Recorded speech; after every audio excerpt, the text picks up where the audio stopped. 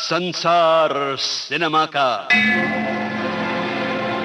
बातें बायोस्कोप की, बायोस्कोप की बातें। Silence, action. आज बायोस्कोप की बातें एक ऐसी फिल्म के बारे में जिसके नाम से ही प्यार की महक आती है। एक ऐसे प्यार की जिसे बेहद सही मायने में मृत्यु से भी परे का प्यार कहा जाना चाहिए। लेकिन मेरी इस बात से आपकी समझ में शायद जो बात आएगी वैसी बात वाला प्यार नहीं है ये कैसा प्यार है ये आप प्रोग्राम और फिल्म की कहानी के दौरान ही जान पाएंगे। तो आइए आज का प्रोग्राम शुरू करें, जिसे खोजबीन कर कागज पर उतारने का काम किया है अशोक अय्यर ने और प्रोग्राम को तैयार करने में सहायक हैं PKA नायर। हर हफ्ते की तरह बायोस्कोप की बातें आपको सुना रहे हैं लोकेंद्र शर्मा। मित्रों, दुनिया में जितनी भी कहानियां लिखी और कही गई हैं, उनमें सबसे अधिक संख्या ऐसी कहानियों की है जिनका विषय होता है प्रेम। प्रेम के वैसे कई स्वरूप हैं, अर्थात ममता, स्नेह, प्रणय। लेकिन शायद सबसे पावन और सबसे उत्तम प्रेम वो है जो ईश्वर से किया जाता है। और ईश्वर से प्रेम करने का सबसे सरल उपाय यह है कि सब जीवों से प्रेम किया जाए। दूसरे शब्दों में अपने मन का, अपने तन का, यहां तक कि अपने जीवन का भी औरों के लिए उपयोग किया जाए। खैर, प्रेम की परिभाषा वाली बात कुछ और दार्शनिक मोड़ ले, इसके पहले आपको यह बता दूं कि आज हम एक ऐसी फिल्म की बात करने वाले हैं जिसमें प्रेम के इसी उत्तम रूप को दर्शाया गया है। फिल्म का नाम भी पवित्र प्रेम का ही दूसरा नाम है, अनुराग।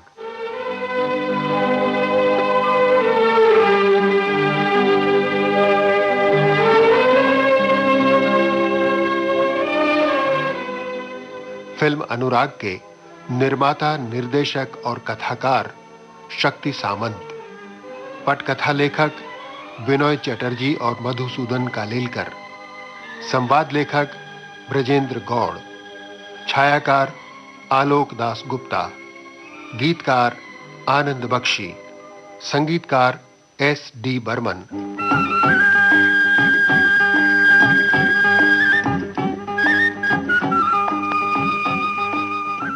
फिल्म अनुराग के सितारे थे अशोक कुमार, नूतन, विनोद मेहरा, मौसमी चटर्जी, सत्येन कप्पू, मदन पुरी, अभि भट्टाचार्य और मास्टर सत्यजीत।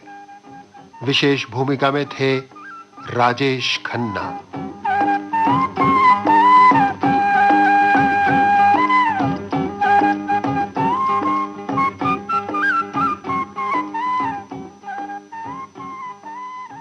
अनुराग निर्माता शक्ति सामंत की फिल्म थी। यह बनी थी सन 1972 में, लेकिन इस फिल्म के लिए रिकॉर्ड किए गए सचिन देव बर्मन की धुनों से सजे गाने आज भी बड़े अनुराग के साथ सुने जाते हैं। सुनरी पवन,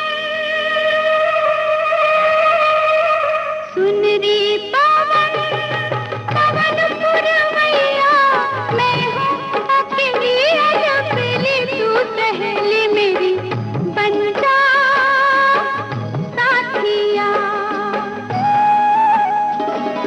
सुनरी पवन, पवन पुरवैया, मैं हूँ अकेली अकेली, तू सहेली मेरी बन जा साथिया, तू बन जा साथिया। अनुराग शीर्षक से एक फिल्म सन 1956 में भी बनी थी। उस पुरानी अनुराग की विशेष बात यह थी कि उसका निर्माण मशहूर गायक स्वर्गीय मुकेश ने किया था और केवल निर्माता ही नहीं, मुकेश इस फिल्म के हीरो और संगीतकार भी थे। निर्देशक थे मधुसूदन और हीरोइन थी उषा किरण। किसे याद रखूं, किसे भूल जाऊं, किसे याद रखूं, किसे भूल जाऊं। बहरहाल दोस्तों, आज हम जिस अनुराग फिल्म की बातें करेंगे वो बॉक्स ऑफिस पर भी हिट हुई थी और इसके गाने भी हिट हुए थे। अनुराग से पहले शक्ति सामंत आराधना, अमर प्रेम और कटी पतंग जैसी बेहद कामयाब फिल्मों का निर्माण कर चुके थे। फिल्म अनुराग की कहानी का मूल सूत्र था दादा और पोते का रिश्ता, और यह रिश्ता एक सच्ची कहानी से प्रेरित था। शक्ति सामंत के एक घनिष्ठ मित्र थे जिन्हें काफी मन्नतों के बाद पोते का सुख मिला था, मगर नसीब की बात यह सुख ज्यादा देर नहीं टिका। जब वो बच्चा 5 साल का हुआ तो उसे ल्यूकेमिया यानी ब्लड कैंसर हो गया। अच्छे से अच्छे और महंगे से महंगे इलाज के बावजूद वो बचा नहीं। अपने मित्र के साथ हुई इस दर्दनाक घटना ने शक्ति सामंत के दिल को कहीं गहरे तक छुआ था, और इसी छुअन से प्रेरित होकर उन्होंने फिल्म अनुराग की स्टोरी लाइन लिखी। इस कहानी के 4 मुख्य पात्र थे। पोते से बेपनाह प्यार करने वाले दादाजी, प्यारा और चंचल पोता चंदन, चंदन की विधवा मां और एक अनाथ अंधी लड़की शिवानी, जिसे नन्हे चंदन ने अपनी दीदी बना लिया था। अरे भाई कहाँ चले गए सब लोग? अरे दादाजी, दादाजी! हाँ, क्या कर रहे तू अंदर? हाँ? अंदर आ, चलो तुम्हें दिखाता मैं। क्या दिखाएगा? देखो तो सही, दीदी और माँ कभी कभी हंसती हैं, कभी रोती हैं और कभी कभी एक दूसरे के गले मिलती हैं। अच्छा, दोनों में इतना प्यार हो गया? बड़ी प्यारी लड़की है बाबूजी। अरे वाह वाह, क्या जादू कर दिया बेटी तुमने। माँ को अपनी बेटी अच्छी नहीं लगेगी तो और किसी लगेगी। बिल्कुल ठीक कहा, बिल्कुल। लेकिन दादाजी आप चले कहाँ गए थे? अरे मैं तो मोहल्ले भर के लड़कों को बुलाने गया था कि आकर देखो चंदन की बहन आई है, लेकिन कोई था ही नहीं, सब खेलने चले गए थे। खैर बेटी, मैं तुम्हें हरी के यहाँ ले चलता हूँ। वो बड़ा अकड़ता है कि बड़ी अच्छी स्टैचूज बनाता है, लेकिन देखे तो सही मेरी बेटी कैसी बनाती है। आओ। जा बेटी। जिन दिनों फिल्म अनुराग की कहानी की पटकथा पर शक्ति सामंत के लेखक मधुसूदन कालेलकर और बिनोय चटर्जी काम कर रहे थे, तभी शक्ति सामंत को एक आइडिया सूझा।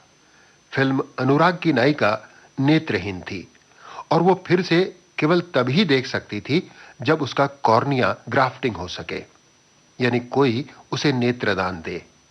तो कहानी में यह जोड़ा गया कि चंदन मरते वक्त अपनी आंखें शिवानी को दे जाता है और शिवानी की अंधेरी दुनिया में एक बार फिर रोशनी हो जाती है। आज नेत्रदान या आई बैंक के बारे में लोग काफी जागरूक हो चुके हैं, लेकिन सन 1972 में यह बात उतनी प्रचलित नहीं थी, और फिल्म अनुराग में शक्तिदा ने एक संदेश के रूप में इस बात को लोगों तक पहुंचाया था। क्राफ्टिंग यानी दूसरे की आंखें? जी हाँ राय साहब, अभी कुछ दिन पहले मैं एक ऐसा ही ऑपरेशन कर चुका हूँ। एक आदमी का सीरियस एक्सीडेंट हो गया था और मरते वक्त वो अपनी आंखें दान कर गया। मैंने 1 घंटे के अंदर उसकी आंखों की ग्राफ्टिंग कर दी और उस मरने वाले की आंखों से एक अंधे की दुनिया रोशन हो गई। अच्छा, लेकिन डॉक्टर साहब, ऐसा महान आदमी तो किसी को भाग से ही मिल सकता है जो अपनी आंखें किसी दूसरे को दे दे। मैंने तो सोचा था अगर ये लड़की देखने लगे तो। आप निराश न होइए राय साहब। डॉक्टर सुनील जी, आप आई बैंक के टच में रहिए, जरूर कोई ना कोई मौका मिल जाएगा। जब फिल्म अनुराग की कास्टिंग यानी कलाकारों के चयन की बारी आई तो स्नेहवत्सल दादाजी के किरदार में चुने गए अशोक कुमार। अशोक कुमार को फिल्म अनुराग की कहानी तो अच्छी लगी थी, लेकिन उनका विचार था कि यह फिल्म चल नहीं पाएगी। हां, एक आध पुरस्कार बटोरने में भले ही ये कामयाब हो जाए, मगर मजे की बात यह हुई कि उनकी ये शंका निर्मूल साबित हुई। अनुराग शक्ति सामंत की अब तक बनाई गई सभी फिल्मों में सबसे कम लागत में बनी थी और इसने सबसे ज्यादा मुनाफा कमाया। विनोद मेहरा ने शक्ति सामंत की फिल्म अमर प्रेम के लिए एक छोटा मगर महत्वपूर्ण रोल किया था। फिल्म अनुराग में उन्हें बतौर हीरो साइन किया गया। मौसमी चटर्जी को शक्ति सामंत ने बंगला फिल्म बालिका बोधू में देखा था। फिल्म अनुराग की नायिका शिवानी के चेहरे पर जो मासूमियत शक्ति सामंत को चाहिए थी, उसके लिए उन्हें मौसमी चटर्जी बिल्कुल सही लगी। फिल्म अनुराग के हिट होने के बाद विनोद मेहरा और मौसमी चटर्जी की रोमांटिक जोड़ी पर्दे पर हिट हो गई और फिर ये जोड़ी कई फिल्मों में दिखाई दी। मसलन शंकर जयकिशन के संगीत से सजी फिल्म नगर की फिल्म दो झूठ। छतरी नखो उड़ जाएगी हवा तेज है, अरे खोलने दे, ये भीग जाएंगे चित्रशाला के द्वारा बनाई गई रफ्तार। मैं तेरी हीर हूँ, तेरी तकदीर हूँ, मैं तेरी हीर हूँ, तेरी तकदीर हूँ। रुक मर जानिए नी सुन रानिए, मैं तेरा यार हूँ, तेरा दिल। सिने आई के बैनर पर बनी उस पार। तुमने पिया दिया सब कुछ मुझको अपनी प्रीत दे के, राम करे यूं ही बीते जीवन तुम्हारे गीत गए के। गौतम पिक्चर्स की फिल्म उमर कैद। याद रहेगा प्यार का ये रंगीन ज़माना। फिल्म अनुराग में कैंसर से जूझते हुए नन्हे चंदन का रोल मास्टर सत्यजीत ने निभाया था। सत्यजीत के पिता दलजीत भी पंजाबी फिल्मों के हीरो थे और हिंदी में भी उन्होंने 60 के दशक में कई स्टंट फिल्में की थीं। फिल्म अनुराग से सत्यजीत बतौर बाल कलाकार जम गए। हाँ, ये और बात है कि बाद में बड़े होकर जब वे हीरो बने तो बिल्कुल नहीं चले। बाल कलाकार के तौर पर सत्यजीत ने जो हिट फिल्में की उनमें हरे राम हरे कृष्ण, बिदाई, चाचा भतीजा और शोर वगैरह के नाम लिए जा सकते हैं। चंदन की विधवा मां के रोल में थी नूतन। बाबूजी, किसे फोन किया आपने? मैंने सुनील से कह दिया कि आई बैंक के सर्जन को। नहीं, नहीं, मैं ये नहीं होने दूंगी, नहीं होने दूंगी। होने दो बहू, होने दो, मान जाओ बहू, आओ मेरे साथ। फिल्म अनुराग में राजेश खन्ना ने भी एक दिलचस्प किरदार निभाया था, गंगा राम फूलवाले का। ये वो दौर था जब राजेश खन्ना की लोकप्रियता बुलंदी पर थी, चारों तरफ उनका क्रेज था। इसके बावजूद राजेश खन्ना ने फूलवाले का छोटा सा रोल कैसे किया, ये एक दिलचस्प दास्तान है। जब राजेश खन्ना को मालूम हुआ कि आराधना और अमर प्रेम के बाद शक्ति सामंत फिल्म अनुराग बना रहे हैं, तो उन्होंने शक्ति सामंत को फोन करके पूछा कि क्या फिल्म अनुराग में उनके लिए कोई रोल नहीं है। इस समय तक फिल्म अनुराग के मुख्य किरदारों का चयन हो चुका था, इसलिए शक्ति सामंत ने राजेश खन्ना को जवाब दिया कि सारे रोल फाइनल हो चुके हैं, सिर्फ फूल वाले गंगाराम का रोल बाकी है, लेकिन वो रोल बहुत छोटा है। शक्ति सामंत हैरान रह गए जब राजेश खन्ना ने इस छोटे से रोल को करने के लिए भी हां कर दी। वैसे शक्ति सामंत ने अपनी तरफ से फूल वाले गंगाराम के रोल के लिए सुजीत कुमार को साइन करना चाहा था, जो उन्हें देहाती किस्म के रोलों के लिए कुछ ज्यादा जम रहे थे, क्योंकि सुजीत कुमार ने कई भोजपुरी फिल्में की थीं। मगर शक्ति सामंत राजेश खन्ना की बात कैसे टालते, यानी गंगाराम का रोल राजेश खन्ना को मिल गया और ये छोटा सा रोल जैसे जैसे फिल्म बनती गई बढ़ता बढ़ता बड़ा होता गया और फिल्म पूरी होते होते एक महत्वपूर्ण किरदार में बदल गया। राम करे बबुआ हमार फुलवा को हमरी उमर लगी जाए, पतझर आए बसंत ऋतु जाए, हो जाए चंपा चमेली मुस्काए, राम करे बबुआ। आइए अब फिल्म अनुराग की कहानी का भी जायजा लें। शिव बाबू यानी अशोक कुमार से एक हादसे में उनका जवान बेटा छिन गया था। उन्होंने अपने पोते चंदन यानी सत्यजीत में ही जीवन की खुशियां ढूंढनी शुरू कर दी थीं। चंदन अब उनकी आंखों का तारा था और चंदन के लिए भी दादाजी ही सब कुछ थे।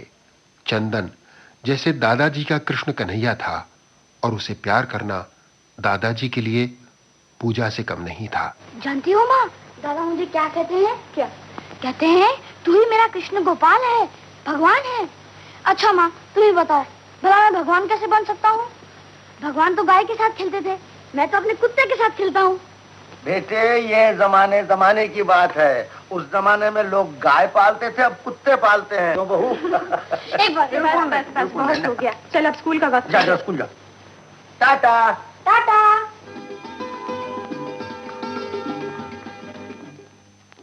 बाबूजी, बाबा, आप एल्बम देख रहे थे?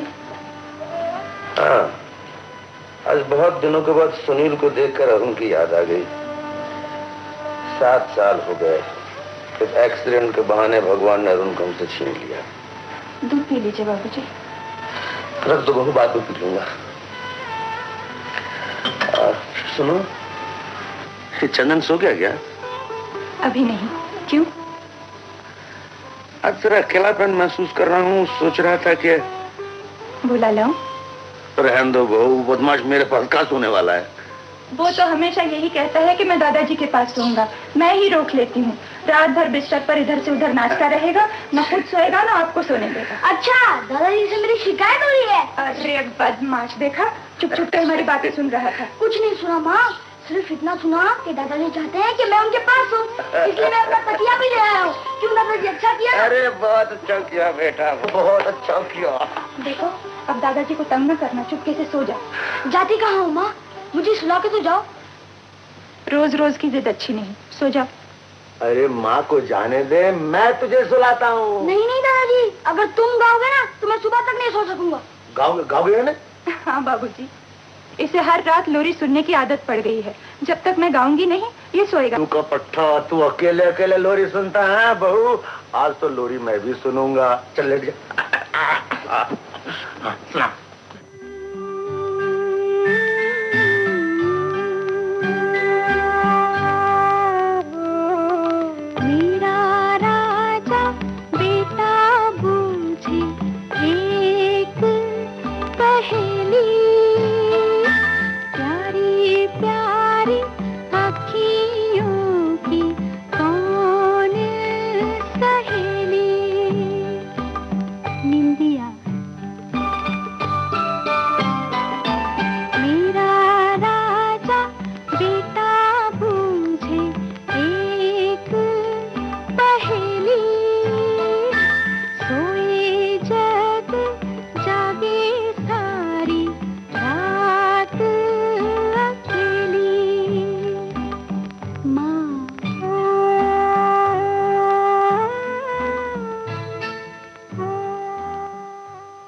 चंदन सिर्फ दादाजी की आंखों का ही तारा नहीं था, वो फूल वाले गंगाराम का भी दुलारा था। अरे ई लो, ये तो बहुत अच्छी फूल है गंगा काका। अरे गंगाराम की दुकान के है, कोई अरे गहरे के है नहीं। अरे जौने तौन हम तोहार वास्ते चुन चुन के लाए हैं ये फूल। हाँ, इसका नाम है दिल खुश गुलाब का दिल खुश गुलाब। हाँ। अच्छा गंगाराम भैया, चले। अच्छा टाटा। टाटा। ए बबुआ, आज शाम को हम तोहार साथ किट-किट खेलेंगे। अरे गंगा काका, कितनी बार का है? किट-किट नहीं, क्रिकेट। हुई ना। अरे वो हमारे साथ मजाक मत करो। शिव बाबू के साथियों में एक थे अमीचंद यानी मदनपुरी। वो शहर के बड़े रईसों में से एक थे, मगर कंजूसी का आलम यह था कि चमड़ी जाए पर दमड़ी न जाए। लाला जी, क्या? 40 पैसे निकालो। 40 पैसे? बेरंग है। दीनदयाल गुप्ता, कानपुर। सारा बैंक किसी भेजता, वापस कर दो उसे। देखो तो किसकी चिट्ठी वापस कर रहे हो? देखो। अरे ये तो मेरे भाई की चिट्ठी, और आप वापस कर रहे हैं? शर्म करो, शर्म करो। रात दिन पैसा ही पैसा। तुम्हारे लिए तो पैसा ही सब कुछ है। हाँ, मेरे लिए पैसा ही सब कुछ है। एक दिन शिव बाबू के घर एक चिट्ठी आई। बहू। जी बाबूजी। एक बहुत बड़ी मुसीबत आ गई। क्या हुआ? तुम्हारे पिताजी ने चिट्ठी लिखी है। चिट्ठी क्यों लिखी? वो तो फोन भी कर सकते थे। यही तो मुसीबत है। उन्होंने लिखा है, जब भी मैं अनु को अपने घर आने के लिए फोन करता हूँ वो टाल देती है, इसलिए आपको लिख रहा हूँ, हो सके तो अनु और चंदन को 2 दिन के लिए भेज दीजिए, वगैरह वगैरह। इस मुसीबत को तुम ही सुलझा सकते हो। जा हुआ। मैं कैसे जाऊँ बाबूजी? आपकी यहाँ देखभाल कौन करेगा? नहीं, इसकी फिक्र तुम मत करो, लेकिन जहाँ तक मैं जानता हूँ चंदन 2 दिन से ज्यादा मुझे छोड़कर रह नहीं सकेगा। चंदन नहीं रह सकेगा या आप उसके बगैर नहीं रह सकेंगे? नहीं, ये बात नहीं बहू, मैं बात यही है वो। अपनी माँ के साथ चंदन नाना के घर पहुंच तो गया, लेकिन दादाजी से दूर वो कब तक रह सकता था। अरे सुनती हो, कहाँ हो? देखो अन्नू आई है और साथ में नाती महाराज भी पधारे हैं। नमस्ते नानी जी। जीते रहो बेटा। तुमने तो कहा था अन्नू नहीं आएगी, देखा संधि जी को जरा सी चिट्ठी लिखी, फौरन भेज दिया उन्होंने। ऐसा भी क्या बेटी, हमसे क्या गलती हो गई जो तूने आंखें फेरी? ऐसा न समझो माँ, बाबूजी की सारी जिम्मेदारी मुझ पर है ना। माँ, हम दादाजी के पास कब चलेंगे? लो सुनो, बेटे को सिखा के लाई है क्या? देखो बेटा, तुम तो हमेशा दादाजी के पास रहते हो, कितने दिनों के बाद आए हो, कुछ दिन हमारे साथ भी रहो। नहीं, ये बात नहीं है। जब हम आ रहे थे तो दादाजी ऐसे देख रहे थे। समझ गया बेटा, दादाजी तुमसे बहुत प्यार करते हैं ना, इसीलिए। उन्हीं के प्यार से तो इतना जिद्दी हो गया है। आओ चलो अंदर। चल बेटा चल। एक दिन चंदन ननिहाल से गायब हो गया। आखिर गया कहाँ? न घर पहुँचा न सुनील के यहाँ। तुम बेकार की चिंता कर रही हो माँ। वो शैतान यहीं कहीं खेल रहा होगा। फिर भोला भी तो उसके साथ है। हेलो, कौन? बाबूजी? नहीं, अभी तक उसका कुछ पता नहीं चला। क्या कह रही हो बहू, वो अब तक नहीं आया? पर वो कहाँ चला गया होगा? बहू, तुम्हें तो उसका ख्याल रखना चाहिए था। दादाजी, शैतान तो यहाँ मौजूद है। आपने मुझे वहाँ पर 2 दिन के लिए भेज दिया। अरे बदमाश, वहाँ तुझे लोग ढूंढ रहे हैं, मैं यहाँ परेशान हूँ। तू गया कहाँ था? मैं तो बस में बैठ कर आ रहा था। अरे अकेले क्यों आया? भोला को साथ क्यों नहीं लाया? भोला माँ से पूछता और माँ मुझे हिलाने देती। अरे बेटा, माँ तुझे आने तो नहीं देती। तूने बहुत अच्छा किया है, यहाँ तू चल आया। अच्छा चल। अरे तेरी माँ टेलीफोन पर है, मैं जो कहूँ कहना। माँ, मैं बस में बैठ के चला आया। मैं बस में बैठ कर चला आया। मैं दादाजी के साथ रहूंगा। मैं दादाजी के साथ रहूंगा। तुम्हें वहाँ रहना है तो रहो। तुम्हें वहाँ रहना है तो रहो। रख दे। इसके कई दिनों बाद एक दिन जब चंदन सागर किनारे अपने कुत्ते डिंकी के साथ खेल रहा था तो उसके कानों में किसी के गाने की आवाज पड़ी। कोई तो हो ऐसा पूछे बात जो, गिरूं तो पकड़ ले रे हाथ जो।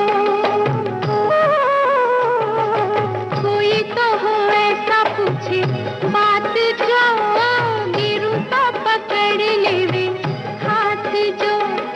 हंसे रोए सदा मेरे साथ जो, सोए जागे संग दिन रात जो। ऐसे हो मिलन जैसे धूप छैया, मैं हूँ अकेली अलबेली, तू सहेली मेरी बन जा साथिया।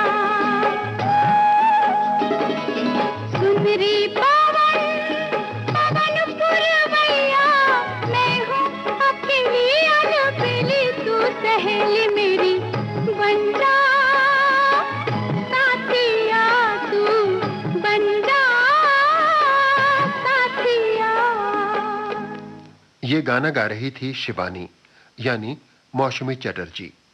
चंदन ने अपनी ठोकर से शिवानी के द्वारा बनाया गया रेत का घर तोड़ दिया तो एक सच्चाई भी जाहिर हुई और शिवानी की खूबियां भी। ये क्या, तुम देख नहीं सकती? कौन है मित्रन जी? मैं हूँ चंदन। चंदन? अरे तुम तो बहुत छोटे हो, मेरे छोटे भाई की तरह। लेकिन तुमने बिना देखे कैसे बना दिया? मैं हाथों से छूकर सब समझ लेती हूँ।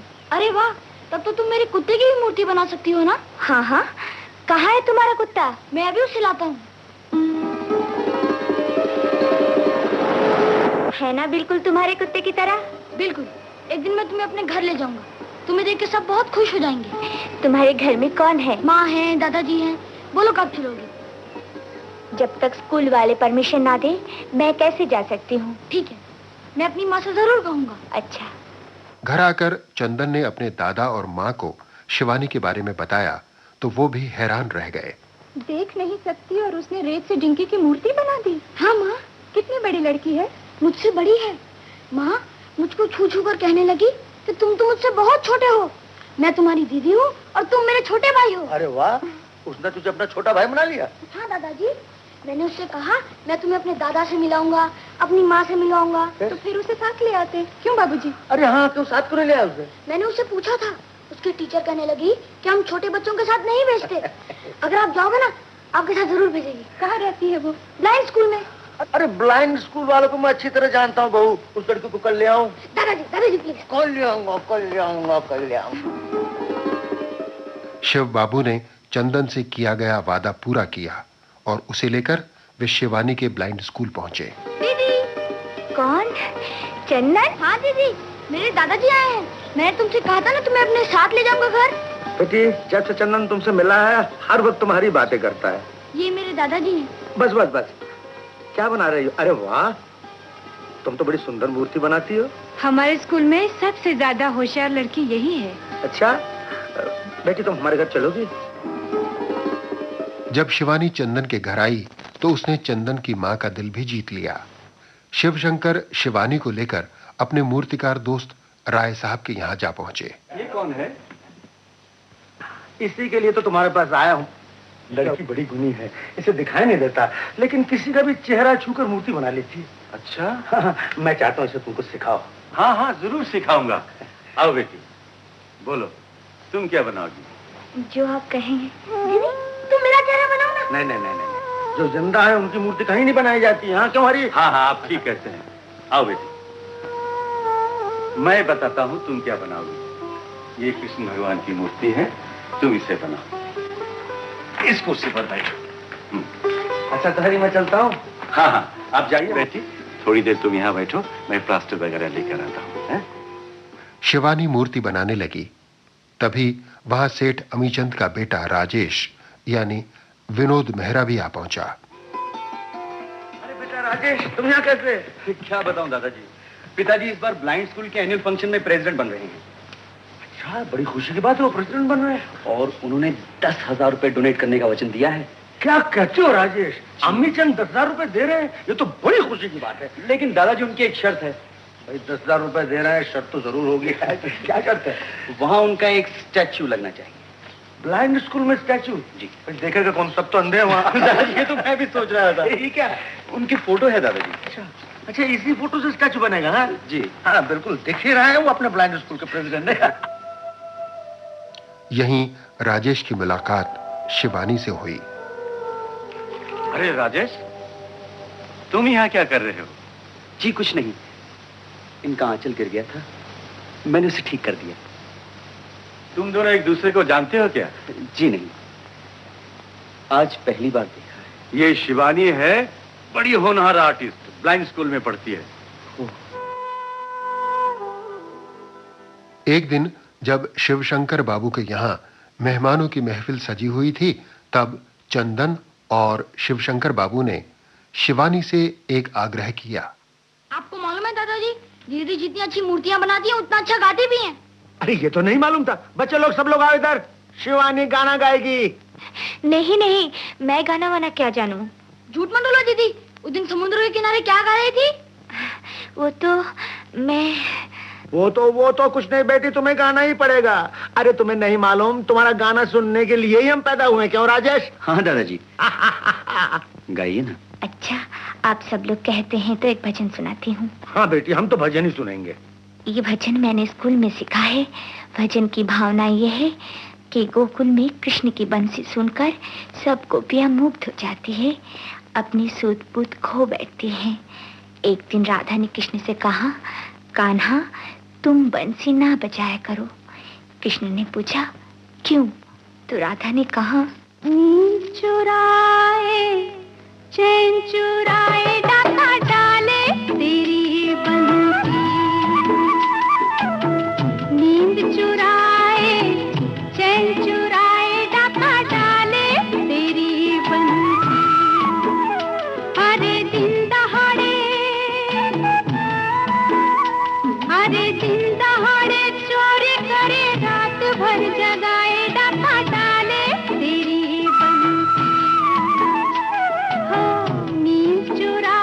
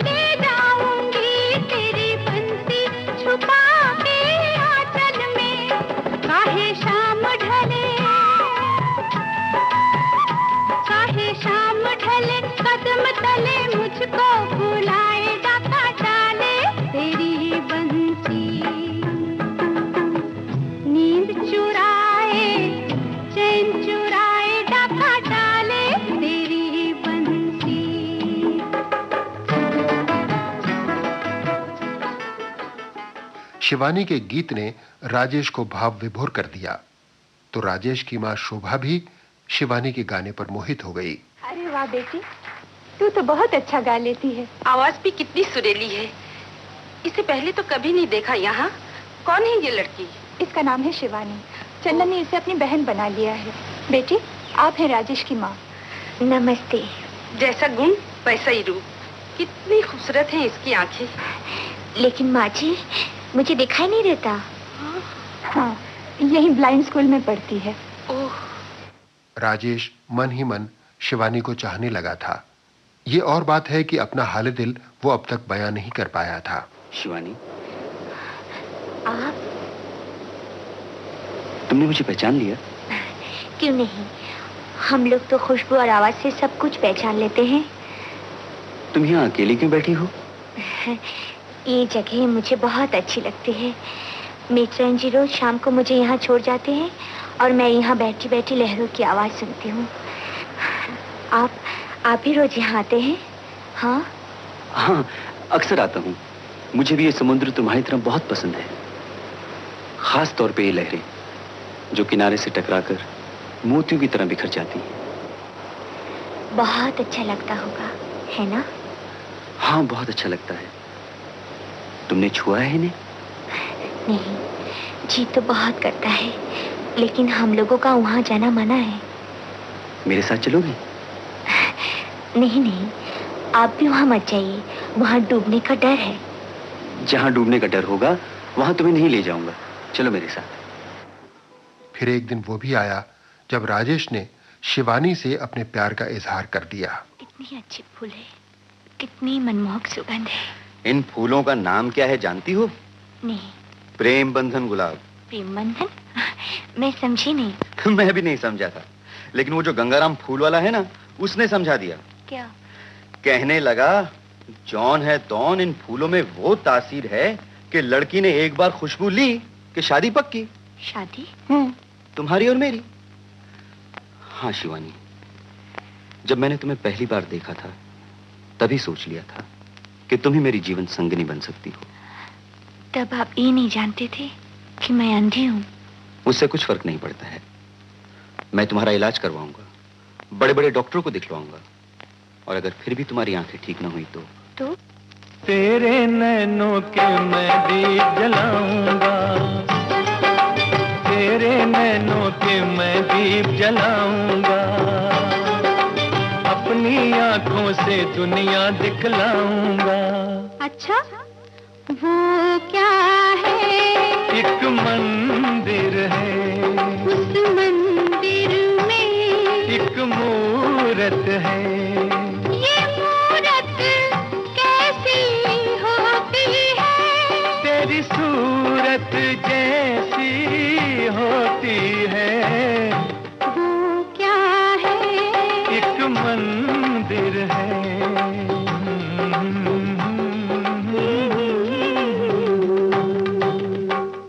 इधर राजेश के धन लोलुप पिता सेठ अमीचंद 10,000 रुपए का डोनेशन देकर ब्लाइंड स्कूल के प्रेसिडेंट बन गए। खुद को दरिया दिल साबित करने के लिए सेठ अमीचंद ने एक आदर्शवादी भाषण पढ़ा।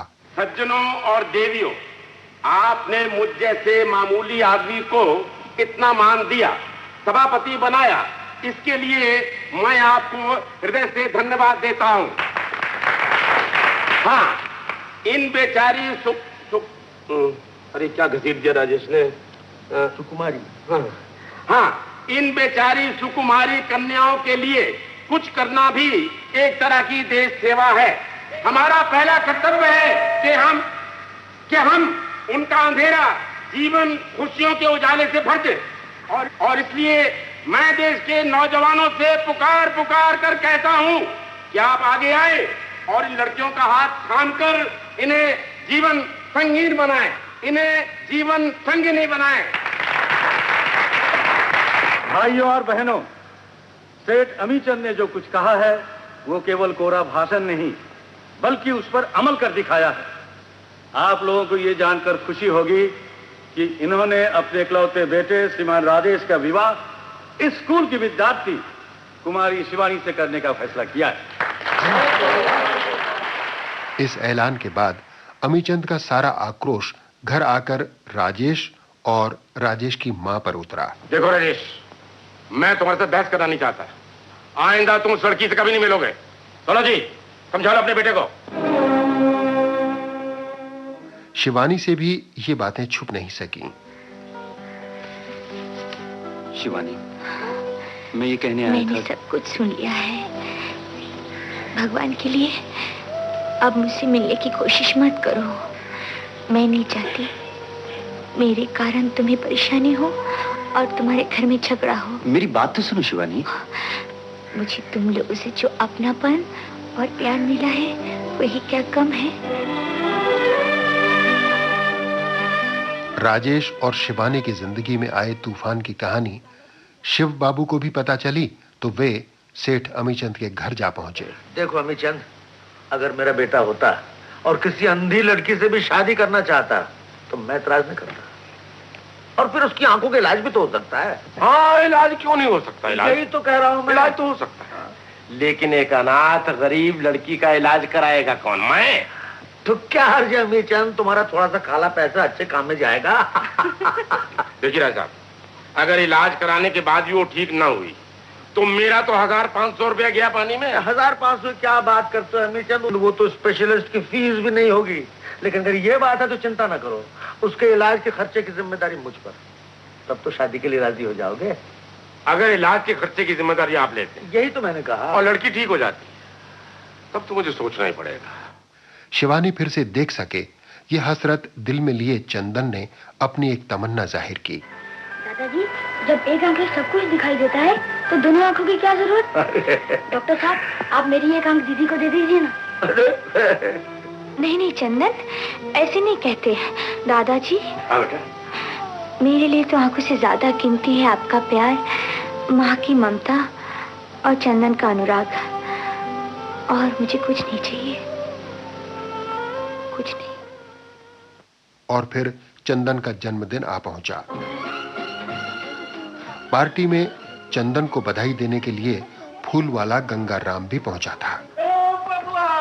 अरे देखो, हम त्योहार वास्ते दिल खुश गुलाब लाए हैं।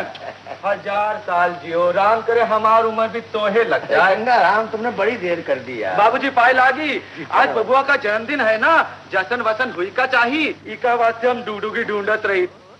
राम करे बबुआ हमार फुलवा को, हमरी उम्र लगी जाए।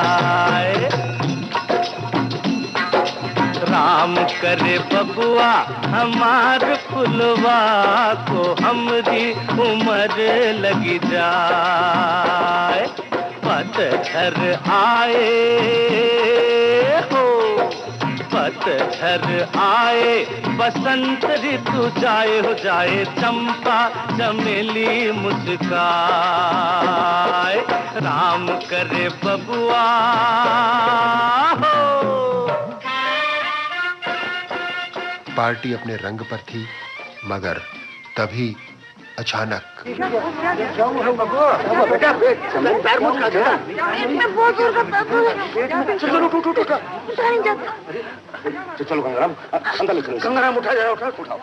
हर पल खुश रहने वाला चंचल और प्यारा चंदन अचानक मरीज बनकर बिस्तर से लग गया।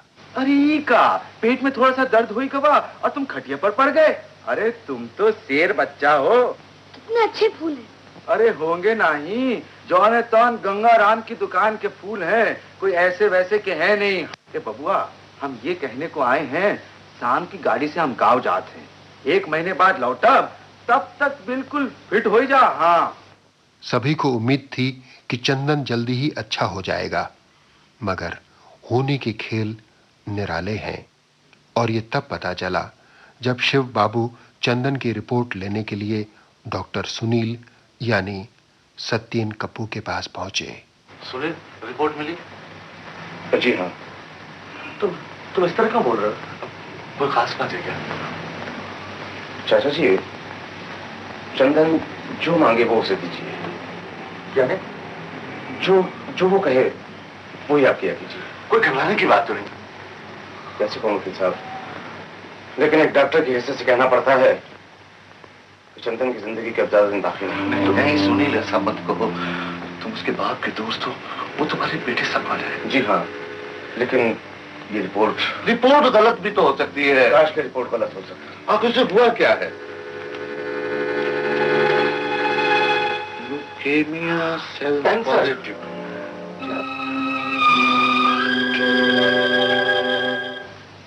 इधर अपनी जिंदगी पर मंडराते मौत के साये से बेखबर चंदन आज भी खुशियों की आस कर रहा था। माँ, मुझे एक सपना आया। कैसा सपना बेटे? मैं दिवाली मना रहा हूँ। मेरे दोस्त भी मेरे साथ हैं। चारों तरफ उजाला ही उजाला है। तारे जगमगा रहे हैं। दादाजी, दिवाली को और कितने दिन हैं? बस थोड़े दिन है बेटा। क्यों? इस बार हम दिवाली धूमधाम से मनाएंगे ना? हाँ बेटा, बड़ी धूमधाम से मनाएंगे। चंदन अपनी बीमारी से बेखबर था और उसके प्यारे दादाजी पर एक एक करके जैसे बिजलियां गिर रही थीं। चाचा जी, आप एक काम कीजिए, एक हफ्ते के अंदर ही दिवाली मना लीजिए। छूटी दिवाली, मोहल्ले वालों को समझाकर। क्या कह रहे हो सुनील भैया?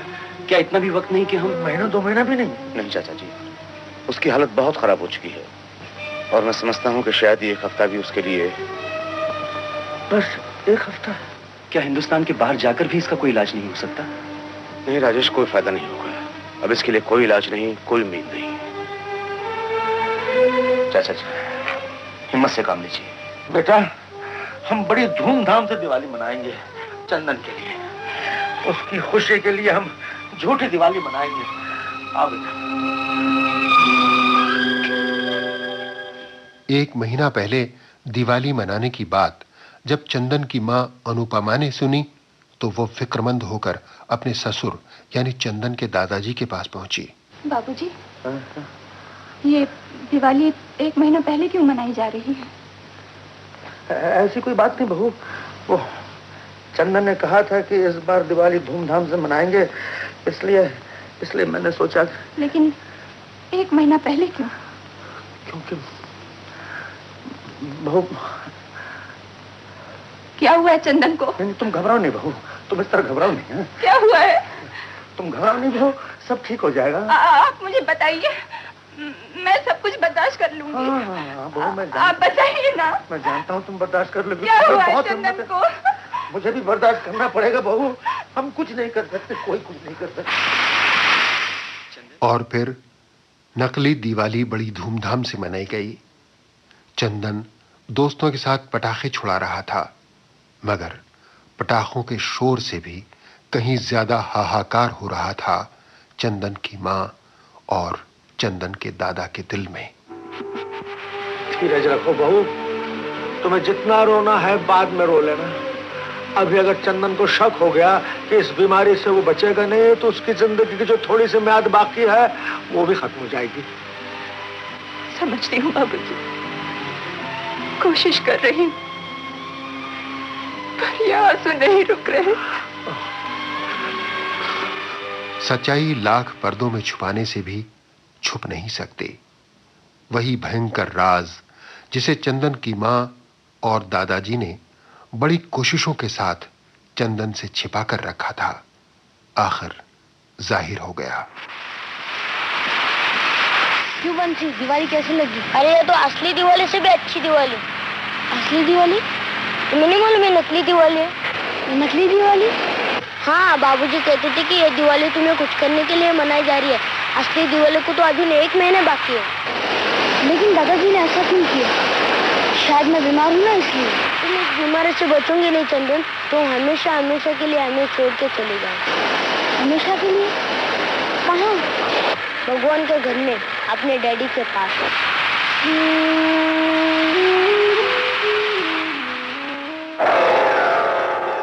सच्चाई जानकर भी चंदन टूटा नहीं, बल्कि अब भी उसे खुद से ज्यादा अपनी शिवानी दीदी की फिक्र थी। उसने अपने दादाजी से एक वादा लिया। दादाजी, बेटा, आपको याद है? क्या? डॉक्टर अंकल कह रहे थे अगर एक की आंख दूसरे की आंखों में लगा दी जाए तो वो देख सकता है। तो आप मेरी आंखें दीदी को दे दीजिए ना। ऐसा नहीं कहते बेटा, ऐसा नहीं कहते। मैं चलाऊंगा, लेकिन दीदी मेरी आंखों से तुम्हें, माँ को, सबको देख सकेगी। कितना अच्छा होगा, है ना बेटा? बोलो दादाजी, मेरी बात रखोगे ना? दीदी को मेरी आंखें दे दोगे ना? चंदन, ये क्या कह रहा है बेटा? माँ, तुम मेरे पास ही रहना, मुझे बहुत डर लग रहा है। मैं तेरे पास हूँ बेटा। दादाजी, क्या हुआ बेटा? दादाजी मेरे चारों तरफ अंधेरा क्यों है? मुझे पकड़ के रखना, छोड़ना मत। बेटा नहीं। माँ, बहुत दर्द हो रहा है, मुझे सुला दो ना। बोल बेटा, बोल बोल। चंदन बेटा बोल। चंदन, चंदन, चंदन।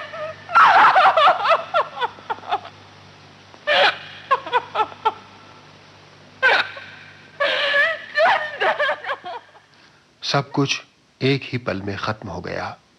चंदन जा चुका था, मगर दादाजी चंदन से किया गया अपना वादा भूले नहीं थे। हाँ सुनील, हाँ, बस थोड़ी देर हुई, सब कुछ खत्म हो गया। मैंने अभी तक किसी को खबर नहीं की। सुनील, तुम आई बैंक के सर्जन को लेकर जितनी जल्दी हो सके यहाँ चले आओ। बाबूजी, किसे फोन किया आपने? मैंने सुनील से कह दिया कि आई बैंक के सर्जन को नहीं, नहीं, मैं ये नहीं होने दूंगी, नहीं होने दूंगी। होने दो, होने दो। यही चंदन की आखिरी ख्वाहिश थी, हमें पूरी करनी है। नहीं, मैं किसी को अपने बच्चे को हाथ नहीं लगाने दूंगी, नहीं लगाने। सुनो बहू, क्या तुम नहीं चाहती कि चंदन हमेशा हमारे साथ रहे? बहू, इससे बड़ी खुशी की बात हमारे लिए क्या हो सकती है कि चंदन की आंखों की ज्योति कभी बुझे नहीं, हमेशा जिंदा रहे शिवानी के साथ। हाँ कह दो बहू, हाँ कह दो। मैं उसकी माँ हूँ, कैसे हाँ कर दूँ? जान तुम्हारी दिल की हालत क्या है, लेकिन यही चंदन की अंतिम इच्छा थी। वो शिवानी को बहुत प्यार करता था। मान जाओ बहू, आओ मेरे साथ। गंगाराम फूलवाला भी अपने गांव जाकर लौट आया। उसे कहां मालूम था कि कैसी खबर उसका स्वागत करने वाली है। तो हर चंदन भैया अभी दुनिया में नहीं है गंगाराम। कहा? नहीं नहीं, ऐसी बुरी बात मत बोलो। अरे ये क्या बोलत है रे? हाँ गंगाराम, भगवान ने उसे अपने पास बुला लिया। चलो फूल ले चलो, उसे सजा कर विदा करें। नहीं नहीं राजेश भैया, नहीं। अरे हम नहीं जानत रहे कि जो फूल शादी और पूजा के काम आते हैं वही फूल अर्थी को भी शोभा बनब। अरे हम तो जन्मदिन पर बबुआ से बोलत रहे, अरे बबुआ तो हर शादी का सहरा हम बना। अब उन्हीं हाथों से अर्थी कैसे सजाब? नहीं राजेश भैया, नहीं। आज से हम फूल नहीं बेचब, नहीं बेचब रे। हे बबुआ, बबुआ। चंदन नहीं रहा, ये बात शिवानी को बताई नहीं गई। हाँ, आंखों की ग्राफ्टिंग के बाद जब पट्टी खुली तो अरे ये क्या? ये रोशनी है बेटे, धीरे धीरे फिर से आंखें खोलो।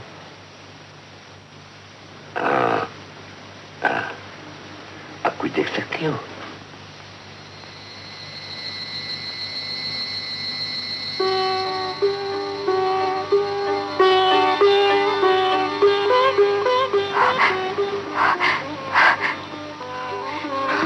हाँ, मैं देख सकती हूँ।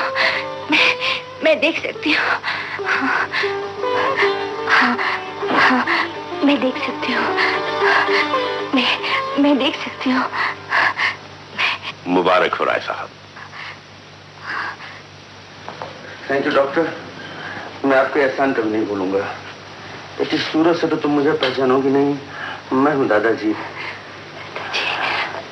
हाँ बेटा, और ये लड़का है राजेश। और बहू, जरा नजदीक आकर इन प्यारी आंखों को तो देखो।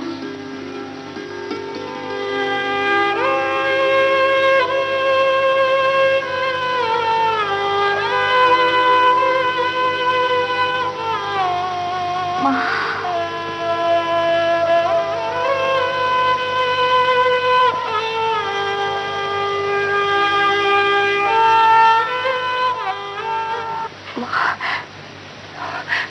माँ मैं सबको देख रही हूँ, लेकिन चंदन को नहीं देखा। कहाँ है चंदन?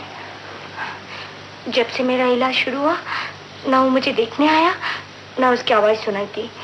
कहीं बाहर क्या है? क्या हुआ? आप लोग बोलते क्यों नहीं? दादाजी क्या हुआ? अब तक बीमार है? मैं अभी उसे देखती हूँ। किधर है उसका कमरा? कमरे में बेटा। बहू चंदन भैया, चंदन। शिवानी की नजर चंदन की एक तस्वीर पर पड़ी जिस पर फूलों का हार चढ़ा हुआ था। ये कौन? यही चंदन था, यही मेरा चंदन था बेटे। क्या? नहीं, हमें छोड़ के चला गया। नहीं, माँ नहीं। रो मत बहू, तुम्हें तो खुश होना चाहिए। आज शिवानी तुम्हें चंदन की आंखों से देख रही है। हाँ बेटे, जाते वक्त चंदन अपनी आंखें तुम्हें दे गया था ताकि तुम देख सको।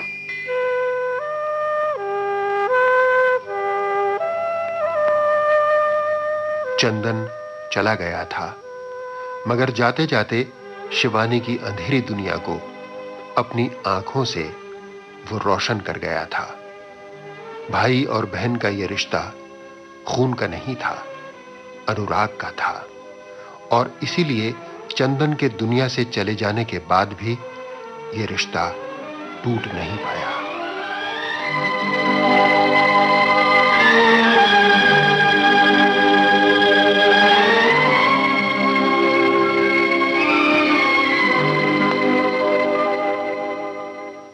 फिल्म अनुराग 5 महीनों में बनकर पूरी हो गई थी। इसमें 12 दिन का आउटडोर शेड्यूल भी था जो मद्रास में किया गया। समुद्र के किनारे शिवानी यानी मौसमी पर फिल्माया गया गीत सुनरी पवन इसी आउटडोर शूटिंग में फिल्माया गया था। कोई तो हो ऐसा पूछे बात जो गिरूं तो पकड़ ले रे हाथ जो। कोई तो हो ऐसा पूछे बात जो गिरूं तो पकड़ ले रे हाथ जो। हंसे रोए सदा मेरे साथ जो सोए जागे संग दिन रात जो। ऐसे हो मिलन जैसे धूप छैया मैं हूँ अकेली अलबेली तू सहेली मेरी बनता साथिया।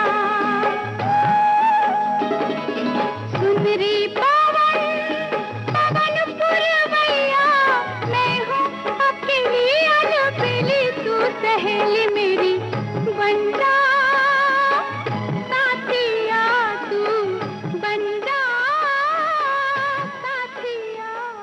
मद्रास के जिस होटल में फिल्म अनुराग की यूनिट ठहरी हुई थी उसे ही शिवानी के ब्लाइंड स्कूल के रूप में दिखाया गया।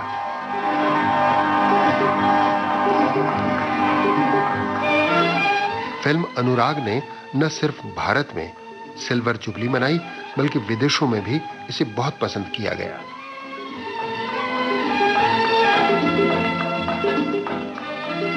मित्रों, शक्ति सावंत हमारे फिल्म जगत के एक वरिष्ठ और सम्मानित व्यक्तित्व हैं। सफल फिल्में बनाने के साथ साथ उन्होंने फिल्म संसार की और भी कई तरीकों से सेवा की है। एक समय वे सेंसर बोर्ड के चेयरमैन थे। Indian motion pictures producers association यानी इम्पा के अध्यक्ष के रूप में की गई उनकी सेवाएं सदा याद की जाती रहेंगी। जीवन में उन्हें कई सम्मान मिले, लेकिन जिस सम्मान को शक्ति सावंत सबसे बड़ा और सबसे महत्वपूर्ण मानते हैं वो उन्हें फिल्म अनुराग के कारण मिला। इस सम्मान का जिक्र करना वे कभी नहीं भूलते। फिल्म अनुराग की रिलीज के बाद कलकत्ता से आंखों के सर्जन डॉक्टर राय बंबई आकर शक्तिदा से मिले और ऐसी फिल्म बनाने के लिए उनका बहुत शुक्रिया अदा किया। डॉक्टर राय के अनुसार फिल्म अनुराग को देखने के बाद कलकत्ता में नेत्रदान के इच्छुक लोगों की तादाद एकाएक बढ़ गई थी। ये समाचार शक्ति सावंत को अपनी जिंदगी में मिला सबसे शुभ समाचार जान पड़ता है, क्योंकि फिल्म अनुराग के माध्यम से नेत्रदान का जो संदेश उन्होंने दिया था, वो संदेश सचमुच लोगों के दिलों में उतर पाया था।